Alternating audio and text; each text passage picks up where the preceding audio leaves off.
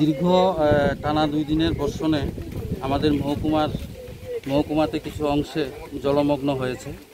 তো যে সমস্ত জায়গাতে মানুষ জলের কারণে শরণার্থী শিবিরে এসছে, সেই শরণার্থী শিবিরের নামগুলি আমি বলে যাচ্ছি।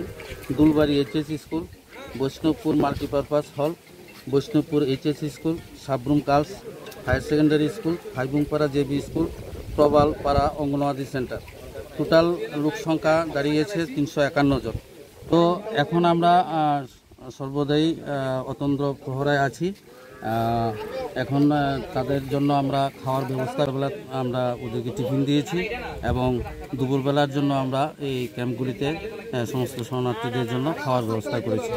আমরা সর্বদা তৈরি আছি, যদি প্রতিকূল পরিস্থিতি আবারও সৃষ্টি হয় তাহলে আমরা যাতে মানুষকে রেস্কিউ করতে পারে এবং সব মানুষ যাতে আমাদের সেই জন্য আসতে পারে সেটার জন্য সমস্ত ধরনের ব্যবস্থা প্রশাসনের পক্ষ থেকে নেওয়া আছে। আমাদের সঙ্গে 9 টিএসআর ব্যাটালিয়নের লোকেরা আছে, আপাতত মিত্র ভলান্টিয়ার এবং সিডি ভলান্টিয়াররা আছেন।